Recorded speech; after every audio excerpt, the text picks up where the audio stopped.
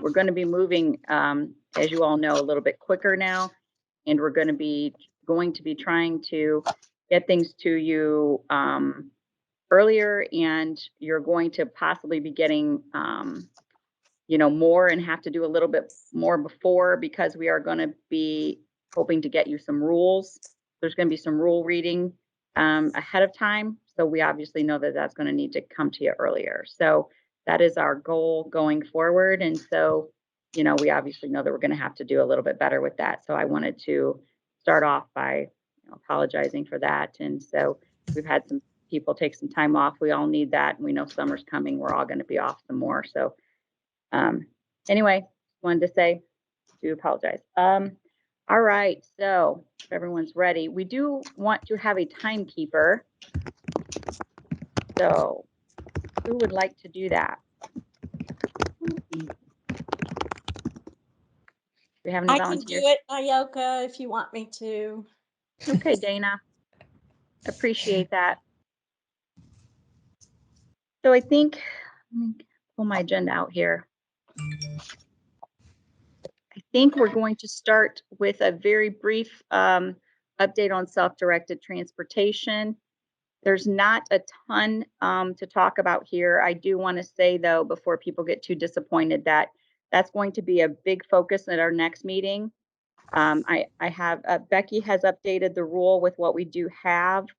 It's looking very good, and that's going to be coming to our next meeting, the actual draft rule with the information that we do have. So we're going to focus on that next time. So we have a meeting with CMS on the 21st to discuss this idea of whether or not we have to have a Medicaid agreement. There's still a lot of unanswered questions about that, and the Ohio Department of Medicaid is still a little bit uncertain about giving us a firm yes or no. So when you do get the draft rule, you're going to see that it's still in there as a requirement, because we don't want to take it out until we know for sure. As far as rates, we had proposed the usual and customary for the commercial type providers and mileage. We did get some input, not a lot of input. We did get some. So we do have a little bit of input. So we will be taking that into account. So, but right now that's kind of where we're at with transportation services. We do have Ayuka, to. Yes. Sorry, can you remind us what the mileage that you were suggesting, and whether that included the driver's time or not? For this service, it does not include driver's time. This is not a service that includes the service to the person. This is just mileage reimbursement. And there's no decisions made, but I believe at this point we would be talking about the same mileage rate as our other services. So the 58 cents and the $1 if they happen to have a modified vehicle. So I'm sorry, I apologize. I didn't get feedback because there's just a billion things going on. But Understood. In my mind, the self-directed transportation I was thinking this was more of, hey, I'm going to ask my neighbor to take me somewhere because, hey, it's Friday night and I want to go meet up with my girlfriends, right? And so just doing mileage doesn't seem acceptable. It's not that the person that's driving is not going to be providing care and is not going to be a provider of like homemaker personal care or anything like that. So I would just say, in my mind, I think that would be very hard to get, your neighbor to take you for 52 cents a mile or whatever it is currently. So just my feedback. I don't know if others have thoughts on that too. I think the group has been looking at, this is Lisa, sorry. I know we have some worries about a minimum, that there should be some base minimum, no matter how far you're going, to make it worth the while. But I know that working that out in the rule and making it consistent makes it difficult. So that's exactly the topics that we need input on. This is Gary. I I kind of agree if it's your neighbor, but we're getting from families that they're busing their sons and daughters to Special Olympics and all over the place, and they do not want to get paid. So if we have the option of being paid, we also need to continue with, my mom is going to drive me, but she needs gas money. Yeah. And without mom having to go through a certification process. That's been the Yeah. stumbling block. Yeah. And we have to remember that our per trip rate includes staff. And so we would have to be very cautious in having this rate be comparable, and then that rate includes staff time. And there's just a lot of factors to really look at. So there's just a lot to that. And so I hear what everyone's saying, and we need to take all of that into account. Nyoka, this is Lisa, and the county folks we met, and we had a few questions about self-directed transportation, which we may or may not have an answer. But I guess the main one that I'm looking for is, will somebody have to prove that the self-directed transportation is more economical to use it, or is it literally just the person wants to do self-directed transportation, and so therefore,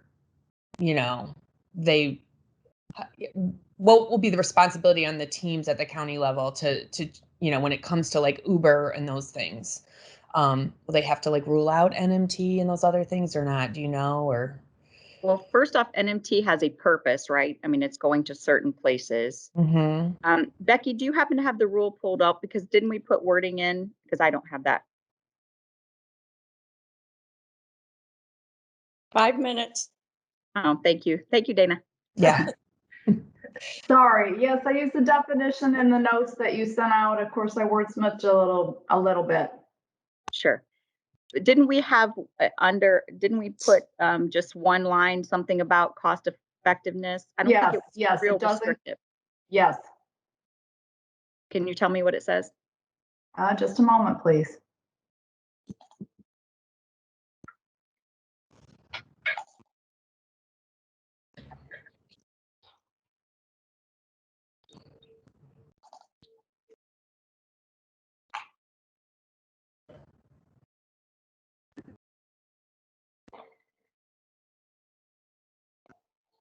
Self-directed transportation shall be provided in the most cost-efficient manner available that meets the needs of the individual, including provision in a modified vehicle. And then it says an individual self-directed transportation budget for a waiver eligibility span is determined based on the individual's needs and consideration of the individual's preferences and available funds. Okay. So I don't think it's.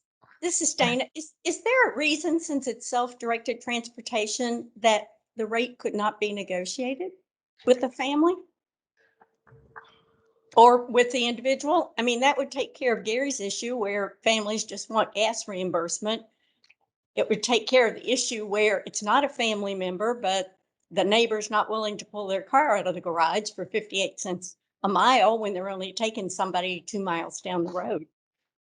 I mean, couldn't there be parameters that created a little box within which it could just be a negotiated rate?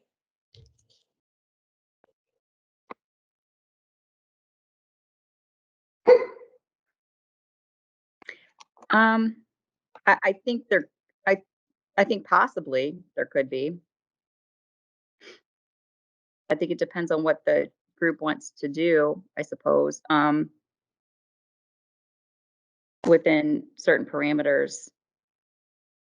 Yeah, I think there would have to be parameters, but that would be consistent with other self-directed services. And I don't think that's consistent with what we've seen in other states, though. I don't think other states have done just negotiated rate. I think, yeah, that's not what we've seen. Can I share what I do with mine? Yes. The Kristen. thing is, I have in my 45,000, I have about 13,000, about 3,000 for Uber year 10,000 yellow cab. And so they, on the yellow cab, they have a, like when you get into the vehicle, I think it starts with $3.75 or whatever. And then from there and beyond, from what I've seen, unless I'm wrong, okay, I've seen them billing at 45 cents per mile still. But I may be wrong, okay? I don't know. 1 minute. Okay. Well, thank you, Christine. I think Go ahead, Becky, go for it. or someone. This is Debbie. I was just going to say, we don't have as much concern with the commercial providers. No. So Yellow Cab, Uber, they're going to charge what they charge. That's the usual customary rate. That part's already decided. I think the discussion that everyone's having is around the non-commercial providers. So neighbors, family members, friends, that kind of thing. But I think you're right. We're fine on the commercial side. Oh, okay, sorry. No problem. Okay. Well, we will, like I said, I think we're going to focus on this more next week, and try to kind of move this along a bit as much as we can without the final answer on the Medicaid provider agreement, that kind of thing. So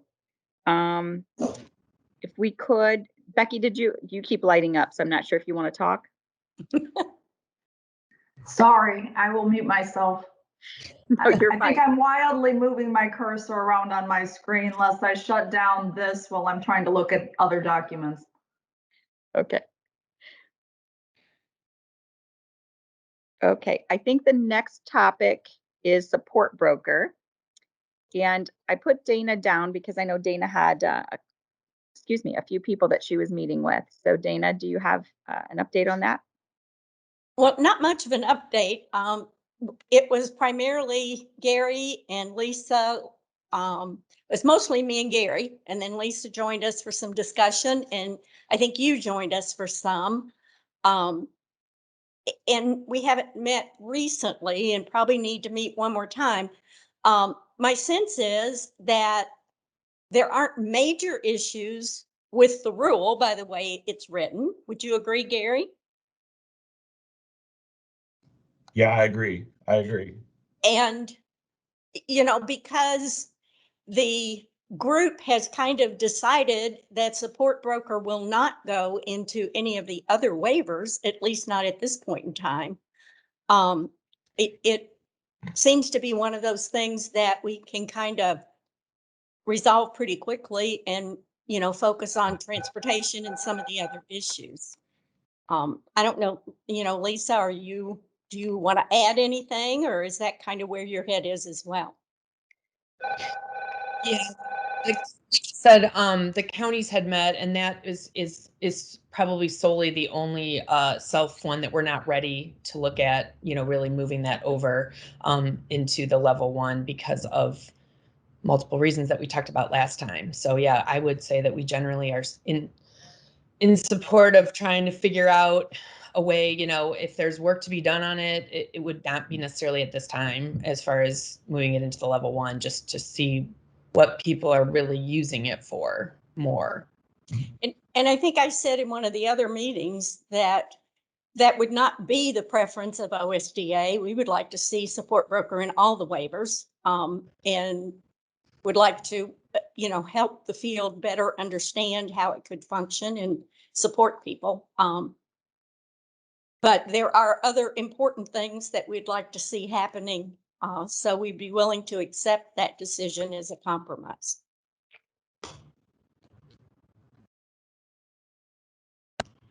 So I have nothing more to say. Gary, Lisa, no? Yeah, I left our meetings thinking it's just about education and let's get it firmed up in the self-waiver before we move it over. But it's just more retraining. Agree. Okay, great. Let's see. Okay, so next we have the PDGS PDHPC work group update. So Lisa and Dana, if you guys want to kind of tell us where you're at with that. Lisa, do you want to start with the HPC or do you want me to start with PDGS? If you could start with PDGS, that'd be great. Okay. Well, Sue sent out our little grid that kind of talks about where we are. And I'm just trying to think here. I can't remember. There's so many meetings. If we've already talked about this with this group or not, but we're looking at adding a definition for individual budget. The state has defined it in the waiver template, but it does not show up anywhere in any of our rules. And yet PDGS is sort of tied to the person directing an individual budget. But no definite decision has been made about that. We're also still focused on how do we get something in the rule that is real clear about how we establish for each PDGS item a clear link between the assessed need of the individual and the service plan. Primarily so that it's easy for auditors to find it and for counties to document it so that we can avoid these crazy audit issues in the future. We will not have the terms least costly alternative or the term medical necessity used in the rule, nor will they be defined. Instead, Kate's been really helpful in helping us come up with some language around that. For example, least costly option that reasonably meets the need of the individual. And the need for the PDGS item needs to be linked to the requirements that show up in the definition of PDGS, like it makes the person more independent in their home. It supports them so that they can be a more inclusive part of the community. They're more safe. It benefits their social, behavioral, etc. It's those 7 or 8 things, 6 things I think that are in the rule. So it's shifting away from the medical model concept and more towards the habilitative supportive concept. We're also trying to clarify in the definition of specialized services that it does not include special, let's say, programs that have been modified in regular generic service entities like YMCAs and other kinds of organizations where they've adapted services in order to make them more appropriate for people with certain disabilities. And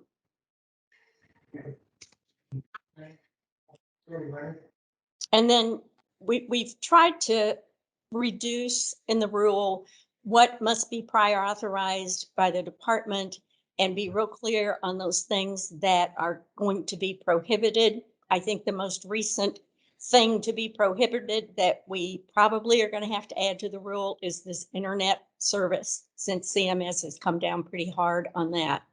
But I think that's kind of where we are with it. And I mean, I feel pretty comfortable. I'll let Lisa and Nyoka add in here, but I feel pretty comfortable that after we have a meeting this afternoon, after today's meeting, we can probably let Becky begin, if she hasn't already, to put it into rule format so we can actually start looking at rule language. Questions? That's kind of what I was hoping too. I had kind of said that to Becky this morning, was I was hoping we could get it to her after today's meeting. Hey, Lisa. Dana, once once everything has been done, I really think it would be good if we worked with Leslie Paul at DODD in our clear language subcommittee because we make things an easy read version. And that's the way so we can make sure things are easy and we can make stuff in pictures for those that can't read as well. So just pointing out to you that whenever you guys are ready to need any assistance with trying to get something into more easy read versions of rules, or just like how we have the IO handbook, the level 1 handbook, self, all these things, okay? We need to make sure at the end we are updating all those things, okay? Not now, but in the future, just telling you.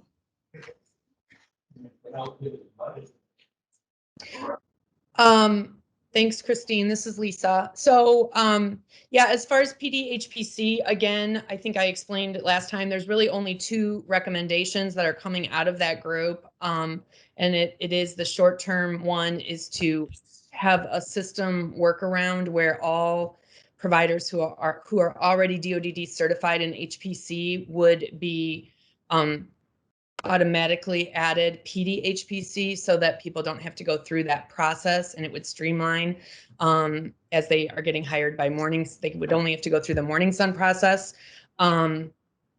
And then the longer term fix would be to look at eliminating the need for DoDD certification at all and strictly go through an FMS for certification. And I know that Nicole is just now taking that over and she's doing some checking on that. So we gave her a couple weeks to kind of look at those ideas, but those are still, to me, the ongoing group is reporting that anything we can do to streamline the PDHPC is what we need to do. So I know that on the agenda, I was looking at it and I know that I had told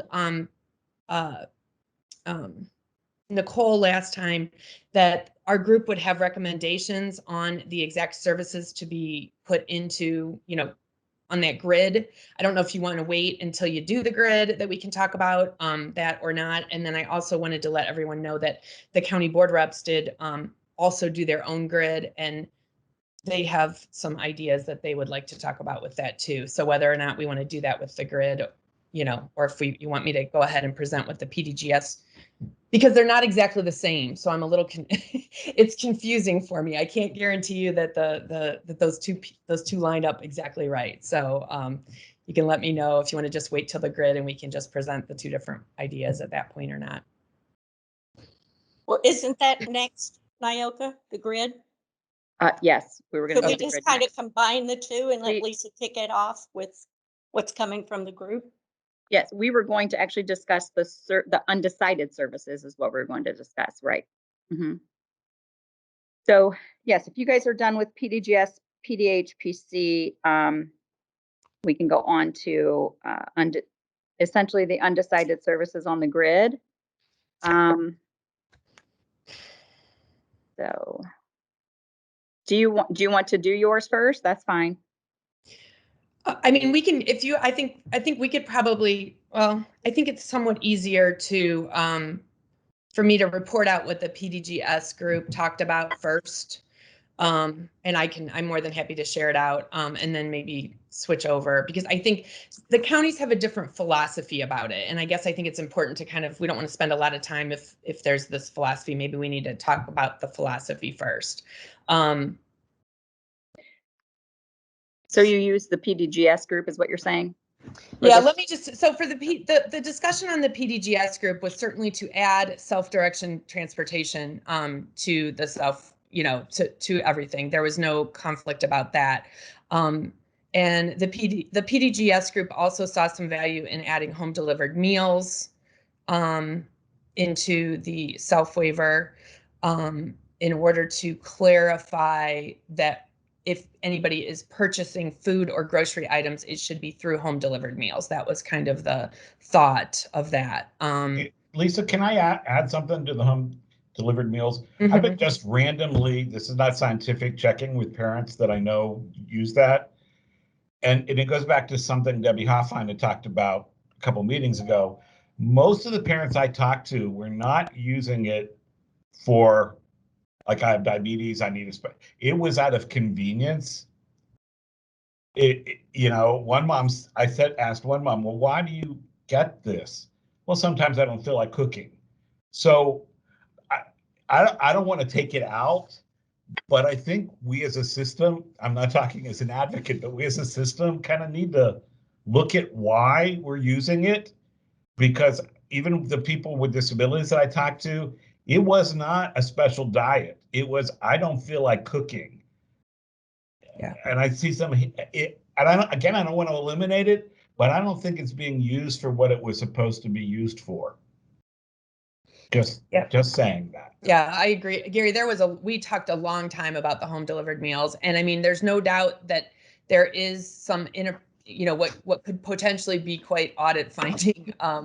But there was a few stories of good ones, right? Somebody's trying to learn how to cook, stuff comes more prepped, but that's very few and far between. I mean, most of them it seemed to be very, I don't know. So it actually, the PDGS group felt like if we put home delivered meals into the South, then we would have that same situation that we have with, that where if you need food, you need to use the home delivered meals. You need to use the waiver thing. That is what and you don't have you have options within the home delivered waiver, and that was it. Well, and I think too, Lisa, the real positive stories around food through PDGS didn't have anything to do with traditional home delivered meals. It was meal packages similar to HelloFresh and some of the other ones that are there, where people are getting the ingredients and the recipes shipped to them, and then they're using those to learn to cook. Okay.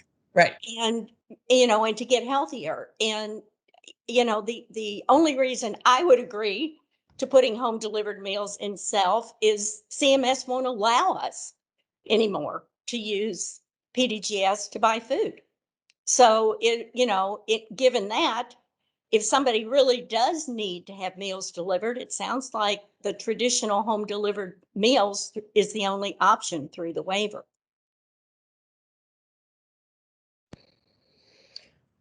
So for the PDGS group, they did feel like home delivered meals was something that they would be willing to add to the Self. And then we were stuck on money management. We were unable to come to a decision on money management. There was a lot of debate about that. And that would be the only, so really the only ones for sure that we were saying add to the Self was self-directed transportation and home delivered meals at this point. Just to share, I don't know if this has ever been discussed, okay? But and it's a made up situation. But if somebody was having in a hypothetical situation, the individual couldn't be going out because their health can't allow them to. So then they can't go to the grocery. Then the alternative is seeking home delivered meals because the person can't leave their house by their doctor's order. Even if legally they're not diabetic, okay? If they have a condition that makes them homebound, okay? That's acceptable reason.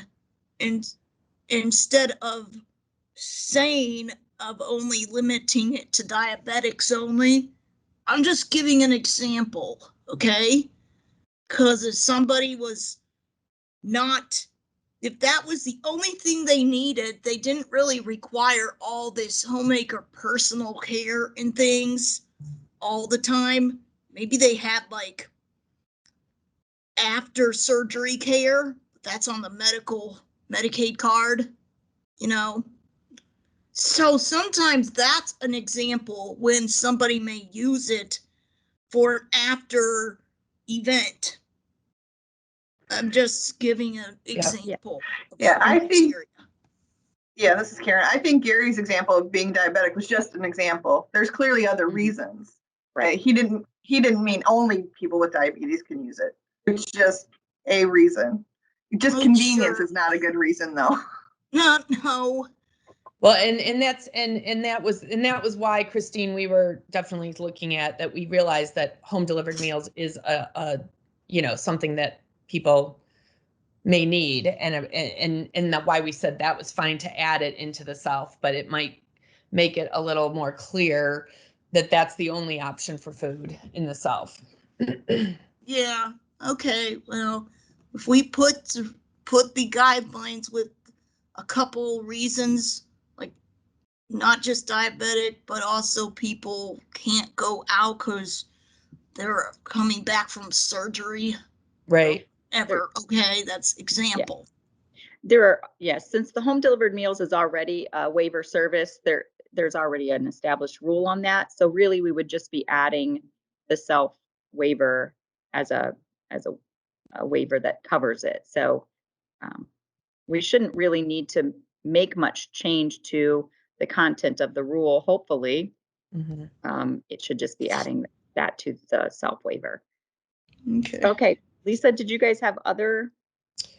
That was all from the PDGS group as far as our recommendations. We hadn't come, so we had already said the other. I mean, as far as adding things into the level 1, I think we mentioned it last time. Clinical therapeutic intervention, add to the level 1. Functional behavior assessment, add to the level 1. Participant and family stability assistance, add to the level 1. Support brokerage, no, but with the idea that obviously there still is some groups that would like that, but not to pick that battle. And then the PDGS, our PDGS group was vacillating all over the place. I'm going to be honest with you about whether or not to add it to the level 1. That's just, we just are stuck. I mean, if you talk to us on one day, we're having a hard time. But that's one of the reasons why then the county boards, we met with the county board reps, and Lori, and they have kind of some ideas that they would like to throw out as an idea. I just sent Sue the document that was a simplification proposal, and I was going to have Ruth kick off with the grid that we, as the county board association and the counties, are suggesting to keep the conversation moving.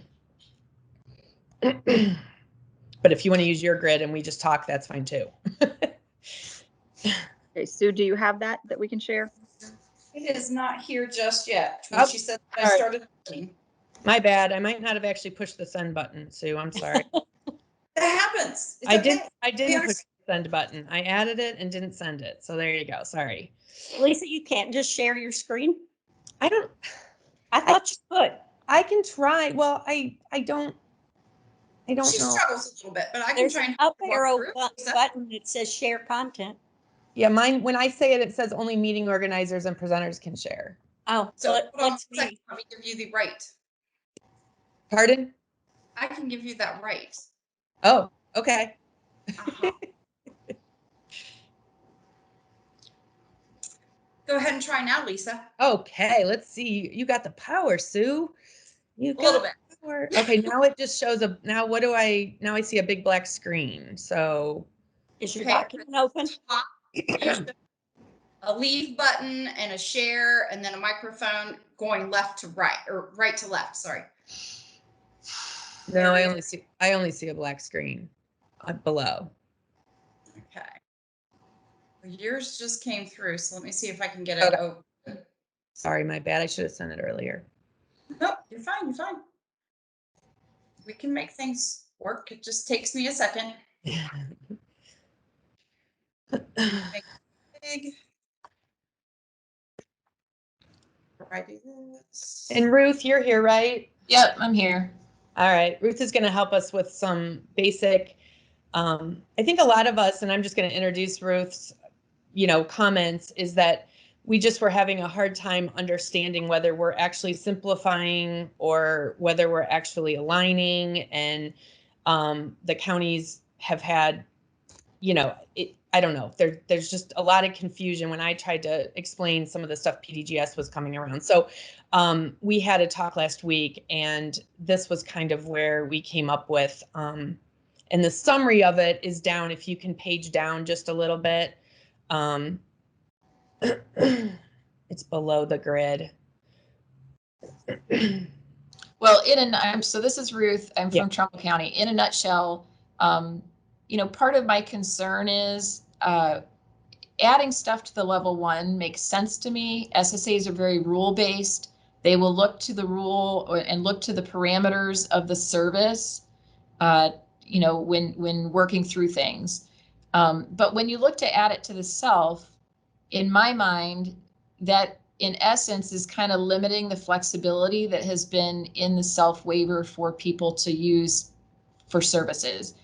And that's because whatever you add in, and we'll just use the meals because we've been on a kick with talking about the meals. If you add the meals in to the self waiver, it limits people to what is available per the rule that's sitting there. And there, if there's some other service that comes up, I know we're not going to do HelloFresh or whatever, but if there's some other service that comes up and somebody needs a meal, it has to fit in that box.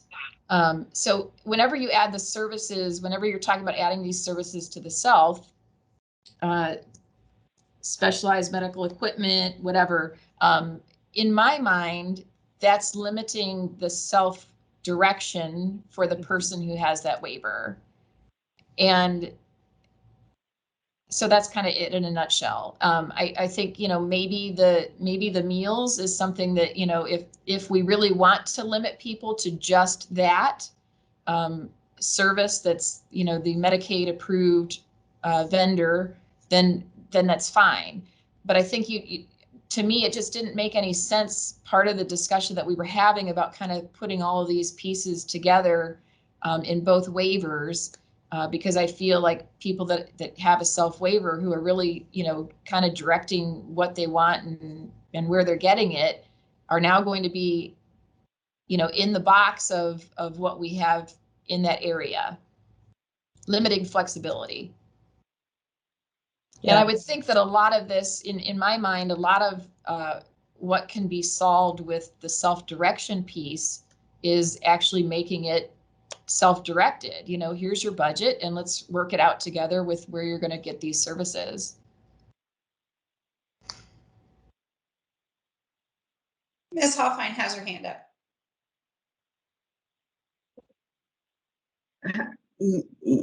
Yeah, I guess I just want to say a couple things that I think we need to be careful of, if that's the right, I'm trying to figure out how to not have my hand raised anymore. I don't think the home delivered meals conversation is the right analogy or the right example to use. Mm-hmm. While I do agree it certainly will be limiting, it's limiting because we were doing something we shouldn't have been doing. Mm-hmm. Waivers can't be used for room and board expenses. So they can't be used for groceries, period. And so the fact that we were using them for HelloFresh or whatever the other boxed meals that come with a recipe and directions and a little video, whatever those are, while we were being flexible, we were doing something we shouldn't have done. We were actually too flexible. So the limitation is there regardless. So if we don't add home delivered meals, we're still not going to be purchasing food. Right. So I'm not sure that's the best example to use as far as it being limiting by adding a service. And then the only other concern I had was, and so whether you add home delivered meals or not, that's to me not an issue. It's if you don't want it, we won't add it. It just happens to be the only service that CMS will allow for food to be purchased for someone who's enrolled on a waiver. The other concern I had was around the environmental mods and specialized medical equipment and supplies, was the idea that PDGS by definition isn't supposed to be paying for specialized anything. That's its function. So if you're buying specialized medical equipment, with PDGS, again, we've gone beyond, we've allowed for flexibility that really shouldn't have been in the service anyway. So those are my concerns about not trying to, I thought what we were trying to do was make PDGS a service that was clearer, I guess, in its definition, because it has a definition. It really isn't just anything and everything anybody ever wants. It really does have a definition. So I thought what we were trying to do was to clarify its definition and then make sure that the waiver, that the self-waiver also allowed for other things that might be needed that didn't fall within the definition of PDGS. So those were kind of my concerns and why I thought the conversations had originated around, because of some of the audits, some of those types of things. If something wasn't PDGS, should it have been something else? And So Debbie, those I want to jump in here because, I mean, I think the issue with those items and PDGS was more about the process that has been in place of questioning the team and questioning the documentation. It's not about it not being clear.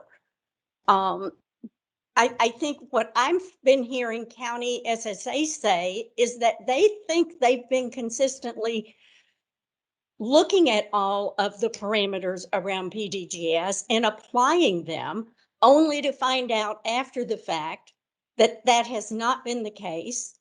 Or when they ask for input, having it drag out for such a long time. That's what I've been hearing people say. I think folks want the flexibility. It's working. It's the department's response to it that has been an issue. So why take flexibility away from people with disabilities and families when the department is now on a path to make that process much, much better?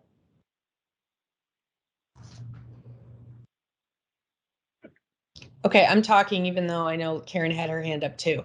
I just, this is the confusion, Debbie and Nyoka, and I know I had a conversation with Nyoka about this too. I don't understand if we're trying to simplify or are we trying to streamline? Are we trying to make more flexible, or are we doing more, what's the other word, alignment? Because messing with the self is a nightmare. I mean, we want to spend the next 2 years training SSAs about the self to figure out how it would work with a good rule and good education. And by adding a bunch of services in there, we're going to spend the first 6 months explaining to them now a whole new idea of PDGS and that it's very limiting.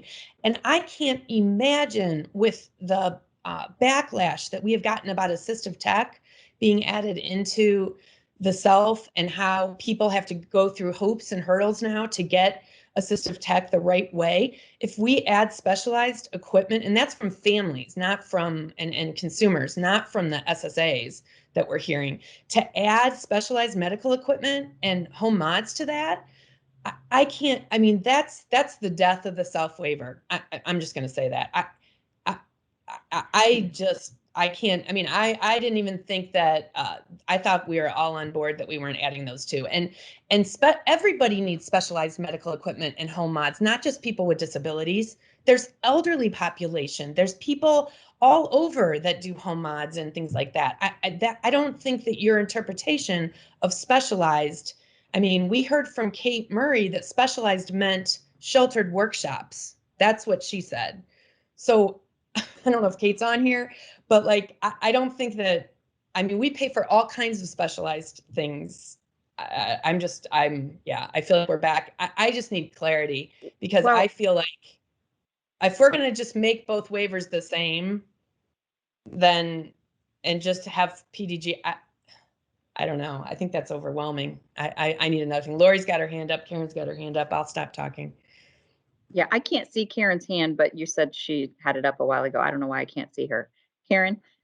I actually, Lisa moved right into what I was going to say is the definition of specialized services in our rules, in particularly the PDGS rule, is just about services designed particularly for a person with a developmental disability, which the specialized medical equipment might have the word, but it's not, the equipment is not designed just for people with disabilities. It's anybody with a disability or whatever, but it's not a developmental disability specific thing. So that's where I was going with that specialized medical equipment thing. That's all I had.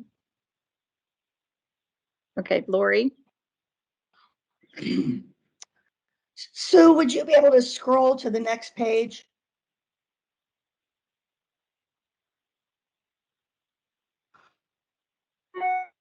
And then we could come back to this, but I guess, yeah, a little bit more. Yeah, right here. Oh, back up. Yes. So where it says waiver services grid summary. A little You have bit to more. scroll back a little bit. There So you go. right there, that's it. So I just want to reiterate what I think our generally speaking, our position is simplification and alignment.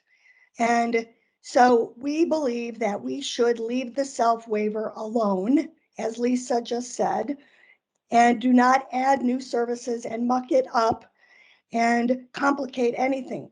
As Lisa said, we've all been saying, people don't understand it as it is. So let's improve what we have, train, build on it, clean up the rules a bit, and don't confuse people anymore, other than adding the self-directed transportation.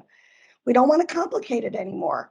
But we do believe that adding the services to level 1, as Ruth said, will give some flexibility to people that are on level 1, so they can do more self-direction and have more flexibility. And so that we're in agreement with.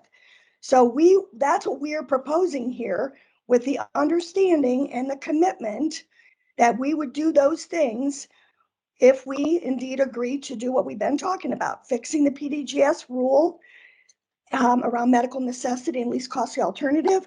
We are not going to go through another round of these waiver audits, just like we have been. We've got to shift the paradigm with the auditors to a habilitative model from medical. We've got to have more consistency, remove all the outdated guidance from the previous administration, develop a simple, easy to read guidance around PDGS, do a lot of collaboration and training, and statewide, consistency. And I don't know how we could argue with any of these ideas. We've been talking about them for months. And so, probably because I'm getting impatient, it feels like we got to get to the next place, which is why we put this in writing in terms of a written proposal, and see where we can go with this, so that we can, start moving forward and not have the same discussions. So that is what we're proposing. I did want to ask one question, Debbie or Nyoka. Are we going to get some kind of a report from Kate Murray? I had a dream the other night that I met her and that she said she was going to give us a report. I don't know why I dreamt that, but I don't even know what she looks like, I don't think. But anyway, if I, for the money that she's been paid, are we going to get something from her, I guess, is my final comment. And the only thing I was going to add to this is just that I did talk with Nyoka a little bit about this, and I know that we all feel a little different about it, but my thing is that if we're looking at in the next 2 years going to waivers, I feel like this is our last ditch effort to see what PDGS could do in 2 different ways, right? If we add it to the level 1 in a small amount, it's going to look the way that you guys are talking about. If we keep it with a larger amount in the self, we can see if we can handle more of that, because I don't know what DODD and everybody thinks is going to happen in 2 years. I think we need to be able to show that it didn't work in the self again. Before we could even think about, I don't know who's going to tell those 2,000 people that they have $2,500 in PDGS in 2 years. That group is never going to want to lose their self-direction, and I don't blame them, Dana. So unless if you're planning on getting rid of that, fine, but I don't know how you're going to present that to the group, add all these services into the self that's going to limit flexibility of it, and then in 2 years, what are we going to do with that information? Like, I don't know. I guess I just feel like this is our last chance to make PDGS really work and see if it works for the next couple of years. I think, as I told you, I don't think we view it that it limits flexibility. So I think that that's your impression, but I don't think that that's how we How view. does money management not be less flexible? If we put money management into the self, then all of a sudden we have to prove that if any kind of money assistance, we can only use Medicaid providers for money management. I mean, that's the one, that we got sucked into that conversation during our PDGS group. And I think it is limiting that everything will feel like you have to go through a money manager, and money managers don't do everything that some people need related to money. Sometimes it's accounting, sometimes it's tax services, whatever, but it makes you jump through those hurdles to make sure, well, maybe we should get a money manager because we have money management in there. Well, yeah. and we're not going to hash this out on this meeting, but we're not going to rehash this. Well, But, and you for know, the record, also- I mean, for the record, I'm part of that PDGS group. And I have to say, it's not just the counties that feel the same way that Lori and Lisa are expressing. OSDA feels the same way. The more services you add, the more it's going to create confusion over what PDGS can be used for and decrease flexibility. So, I mean, OSDA would be 100% behind the grid that you just saw from what is being said, OACB in the counties. Okay. All right. I think our stance, however, is just simply that the correct, the assessed needs are well, okay. I didn't see the emergency assistance down there, but I can't read. Sorry. I think that's the next thing on our topic. So I don't, if the county wants to. We have 8 more minutes before we go to that one if you need it. Oh, okay. Sorry. Does the county want to say anything about caps or emergency funds? I mean, I think that the caps is the same thing we've said all along, eliminate the buckets. The level 1 would have a $45,000 adult out of graduated from school, and school age would be 30,000. And we feel pretty good about that.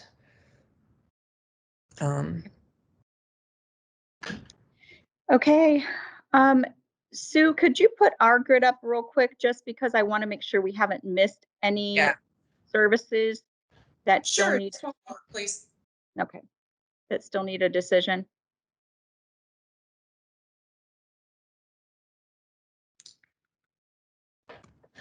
I'm guessing they probably covered them all. I tried. I just was having a hard time with, for some reason, the grid that you guys were using, that it was confusing me, yes and no's. I went with keep and add.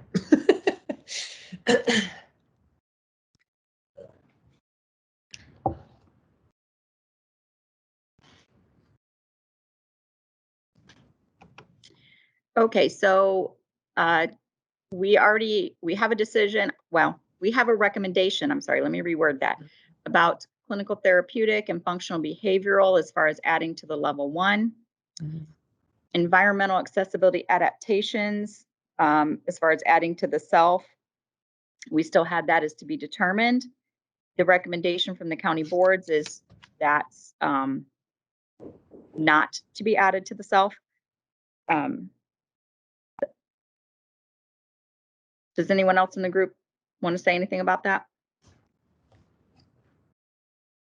Which one are you on, Nyoka? I'm sorry, environmental accessibilities. Agree to not add it. Okay.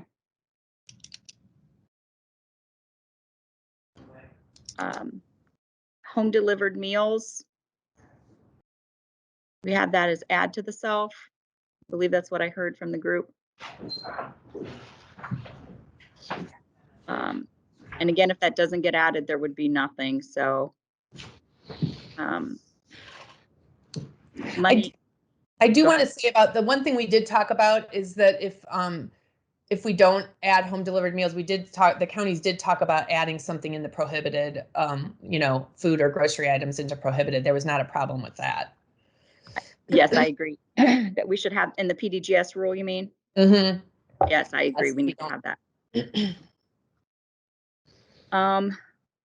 Under money management, we have, when this was done, we had that added to the self. It's been decided not to use it. That's what I'm hearing today. It was recommendation to not. Recommendation, yes.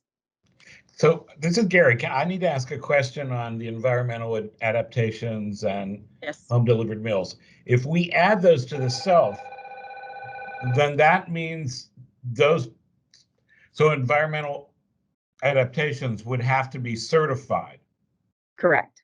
Which, yeah, I'm with the county boards and OSDA then, because we have a hard time finding certified providers, and using PDGS has really been helpful.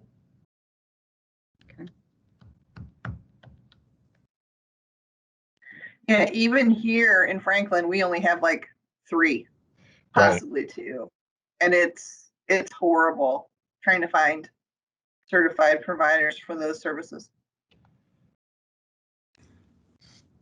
I know that Karen is one of those creative housing. Yes, one of them is. Yeah, Okay. thought they were. Okay. We can go down to PDGS. I think we're going to talk about the cap on that. But as far as adding it to level 1, are we good with adding? Recommendation to add, but we'll discuss cap under caps. Discussed. But we would add PDGS to level 1. Yeah, so the county boards would say yes, add PDGS to level 1 with a $2,500 cap or lower than that. Okay. Anyone else from the group? Yeah, the ARC agrees in adding it. We're not comfortable with the cap. Okay.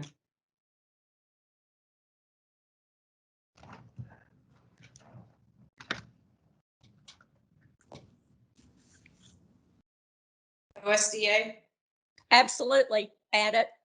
We would prefer no cap, but are willing to accept that as a compromise to have it in there. Okay. So remind me, folks, on the adult day services,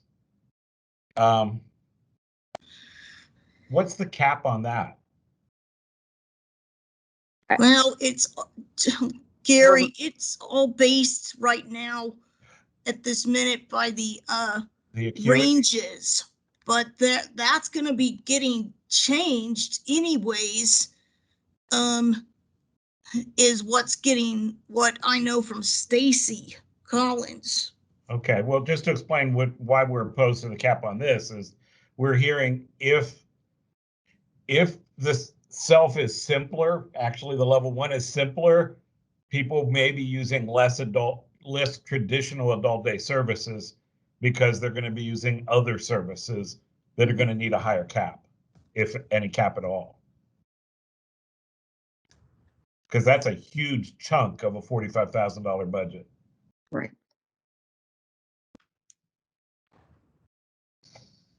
Participant family stability assistance. We have that down as adding to level 1. Does everyone concur with that? Yes. Mm-hmm. Okay.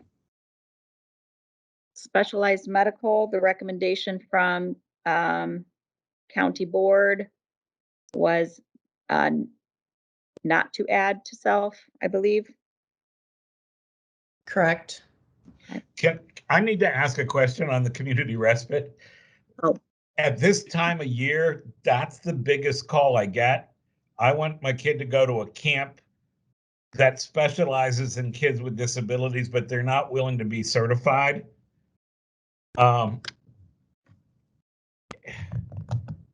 I mean, is there a way to add usual and customary rate to, I know the answer to it, but it just.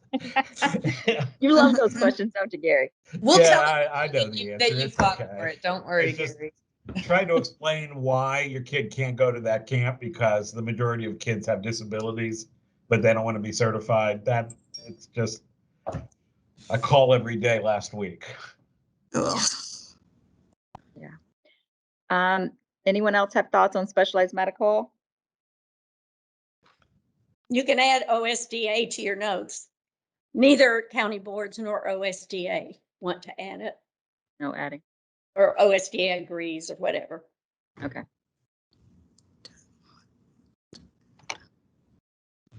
ARC, Isn't there a way that we can, I wish David was in the room because we do provide assistive technology, but not through Morning Sun. That's a different service, Gary, than this. But you're certified, Gary, right? Yeah, you're a certified provider. Right. Yeah. Okay. So what are we billing? Assistive tech.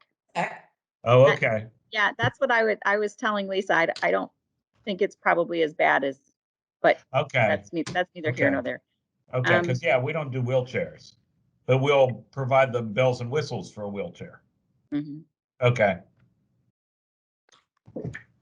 Anyone else? Or OSDA? Who don't we have? so Ohio Waiver Network chimed in on one of them, but not on the others. So no for Ohio Waiver Network.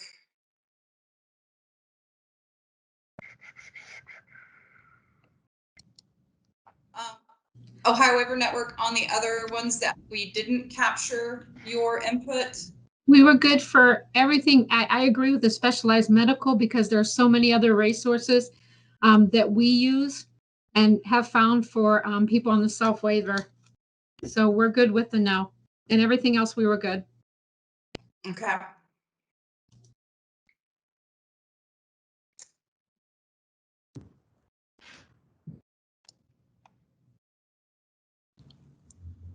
You missed home delivered meals up there, I think, whoever's typing.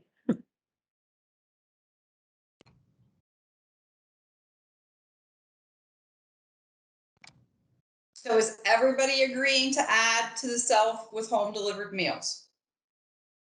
Yes. Yes.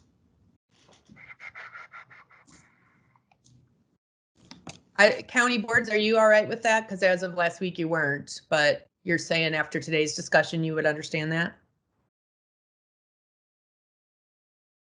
Yep, I'd say we probably could compromise on that. I think it's either that or we have to put it in a rule and it's going to be.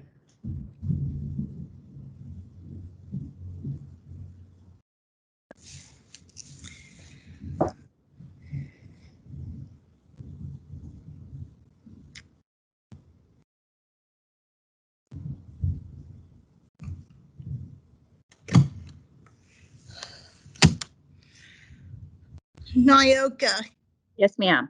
is there any way you could please try to get this to me by this afternoon? Because we have a meeting with Franklin County tomorrow. Sure.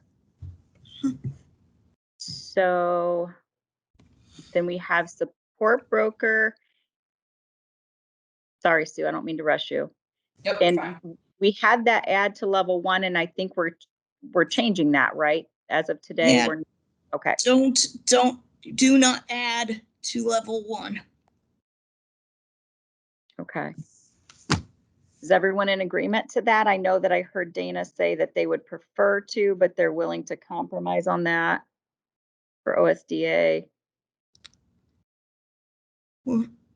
I think for Dana, you agree that if we can't get it done now, once we get more training and this gets further, and when both waivers get combined, then all the people will be able to get it then. You just can't do everything at once. Dana got kicked off the meeting. She just texted me, so she's not on right now. Oh, she has internet issues. Yeah.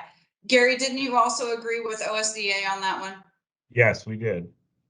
Okay, so you would prefer to add, but you're willing to compromise. County board, Ohio Waiver Network, do you want it in or out? I'm like Gary, I'd prefer to add, but I will compromise.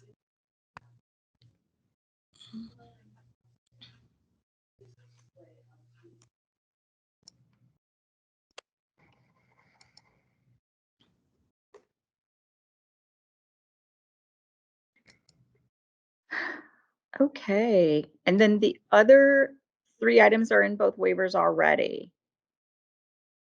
So I think that completes that chart. If I'm not mistaken. On the top 2, everyone agreed to add clinical, therapeutic, and functional behavioral. Is that correct? I'll make the notes the same across the board then. Yes.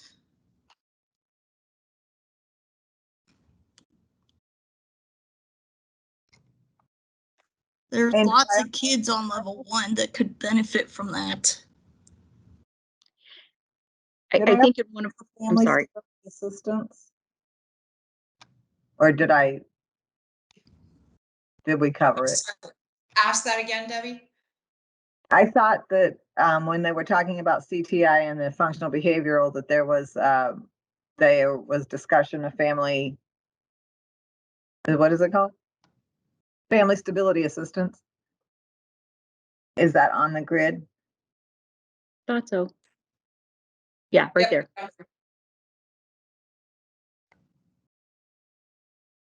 Okay, got it. Thank you. Yes, ma'am. I think there's work to be done, and Nicole and Steve are working on some rule and provider things with those rules. So we'll talk about that at a future meeting. So with that service, those services. Okay. So we're done with this one now? I believe so. So let's move on to the last topic, which is the caps. Caps and emergency funds. So we had talked about the 30,045 for children and adults, which I do think it's important to acknowledge that we're talking about. I like the county board's wording, which was regarding children still in children and adults being those that have not or that have graduated, that kind of thing. So I think that's important.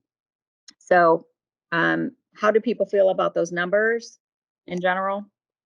I think we've been talking about those numbers for quite some time. Right. So They're good. And of course, Debbie says that if rates go up, then it'll go up for the adjustments. And I've heard this, but I don't know if it's going to be true yet. Okay. mm-hmm. Is from what we last heard last Tuesday, the Ohio Senate voted on 2% rate for providers each year, total 4%. I don't personally know, but I'm guessing HPC, but we have to first wait and see what the final comes out as before we move forward on that discussion. But I heard that got introduced in the Senate version.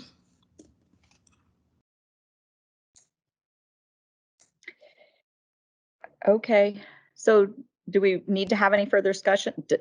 My goodness, I can't talk. Discussion about that, or are we kind of good with that recommendation? Is it really more just talking about the emergency funds and that possibility? Do people feel that we need the emergency funds? I've talked to so many self-advocates. They really want to feel like having something because they feel protected in case of a crisis, because they don't feel that it's right to not have any kind of protection. That's the way lots of Project STIR self-advocates have told me. And Just Well, saying what I hear. we had a major discussion about it last week with the county board reps on this group. And we also did a poll with a number of people. And at this point, because we are basically opening up the buckets under level 1, and there'll be a lot more flexibility there, and actually a bigger budget than what people really thought they ever had. Number one, for level 1, we don't feel that they're needed, and we would propose not adding them at this point. And so there'd be a hard cap, just like with self. And with self, because we believe there have been very few, Christine, there are very few people that are even close to the cap. You're one of them, but otherwise very, very few are. So we really don't feel that it's needed under self either. And we would propose at this time not having any emergency funds built in. Okay, well, the thing is, if there was ever some kind of small emergency and someone's needs got met, couldn't be met, then the county would have to push in for that temporary time, because you can't have a magic wand and change from self to IO overnight. You know, We agree. Yep. it's not going to be like that. So we have to make sure that people have in some kind of writing or something that if a crisis occurs, the county will take action to make sure the health and safety is being met. That's the biggest thing, because I understand it that we need to watch. We can't guarantee totally. Yep. And we agree. We agree. Always, we agree the counties are willing to take that on and say that the counties would have to step up if someone's needs can't be met. And that might mean temporarily adding some local dollars to their budget. So we understand and we concur. okay. Okay, so it sounds to me like the recommendation is for the 30 and 45,000 on both waivers, and that there be no emergency fund on either waiver. Correct? Or anyone? Nayoka, Okay. I just wanted, Debbie, this is Debbie. I just wanted to clarify. So these are the budgets that are being set, as of today. You guys know we have a lot of work going on that might change things. So these budgets would then be enhanced or modified as rates and structures change, correct? Right, just as we've done, we've done that in the past. So yes, we've always looked at whether it be DDP ranges, AAIs, or yes, the overall waiver. Okay. Because the one thing that does make me a little nervous is when people want to be able to get step services. We know step services are very expensive.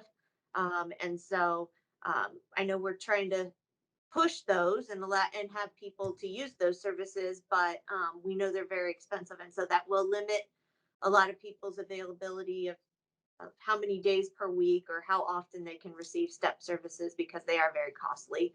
And if we're putting these hard caps on level 1, that will have an impact. Well, I think that's more within the actual ADS cap, though, not so much the waiver cap. I thought we were getting rid of the bucket. Right.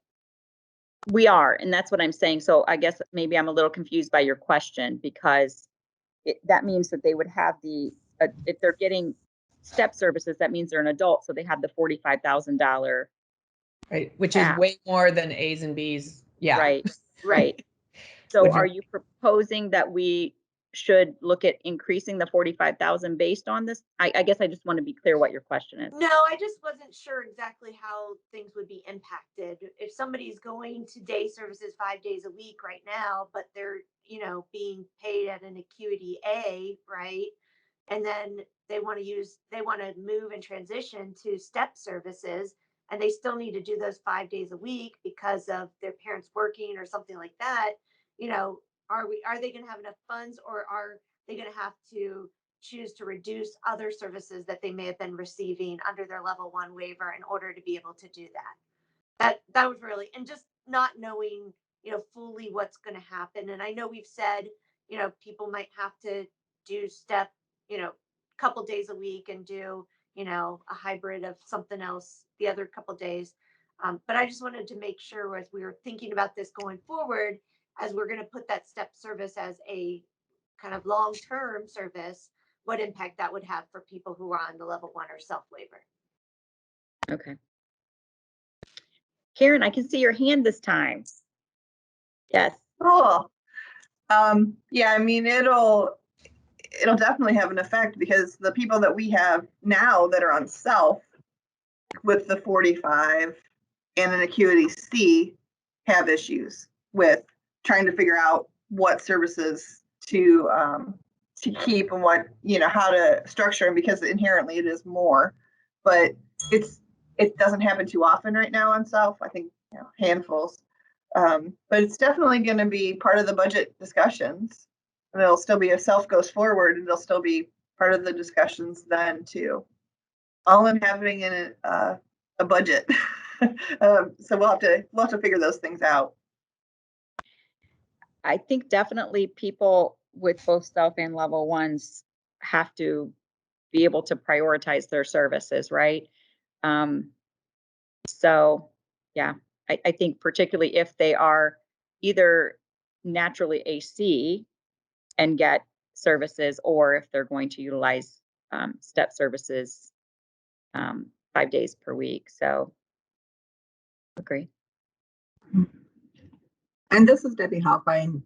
Just to sort of say on a more global sense,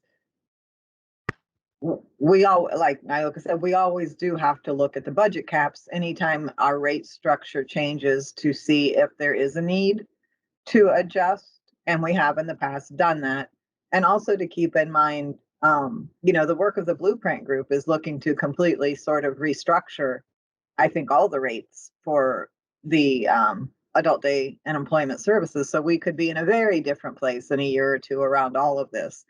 So these caps that are being proposed are the same for the self, it's to align with self. It's to not have, one waiver that's got $3,000 more on it than the other, just to cause issues with that sort of thing. So it makes sense that they are the same structure, but we would certainly have to, we're always cognizant of any kind of change in our reimbursement structure could have an impact on the caps. And so we always look at that sort of holistically, and we'll continue to do so.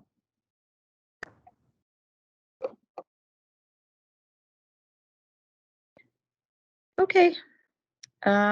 Anything else on that topic? I don't think so. Okay. Let me see if we have anything else on the agenda. I think our next meeting is actually a week from today, because we're going to start meeting weekly so that we can move things along. So hopefully, again, I know that we're going to start getting into vacation season and that kind of thing, but we want to start moving things along. So as I said, we are going to try to get rules to you. And so I know next week we're going to focus on the transportation and anything else I can get to you. So whatever we have. So I will work on an agenda and see what I can get to you. So I feel like we got some things decided today, and I appreciate that. Does anyone have anything else that they would like to discuss? What time is it next? Are we going back to Mondays again, and what time? Was confused about today. I thought it was at 10, I guess, so. Oh, okay. Sue, can you help me here? What do we have? Have them down at 9, I believe. Okay. Yeah. From 9 to 11, so that if we got into discussions regarding rule, that you had plenty of time to go over any of the language to be able to get that taken care of. So perfect. I did make those from 9 to 11. If that's a problem, I just need to know to adjust. Nope, that's good. I just wanted to make sure I had it right. And if we get done early, great, fantastic. You guys get some time back when we're going over a rule, but at least that'll give us a nice place to try to get through the rule language and stuff. Yeah, we have usually OACB leadership has a call with Jeff every Monday morning at 10. So, but you know, I can get on and then get off those, or same thing with Debbie, if depending on the topic. So that's great. Thank you. Okay. Okay. All right. So we will get that rule to you, and like I said, anything else that I can get together, we'll get to you so that you have time to review ahead of time. Okay. Does anybody have anything else? If not, I'm going to give you some time back. Great. Thank you all. Lori, you'll see the agenda shortly. Okay. All right. Great. Thanks, Christine. Thank you, guys.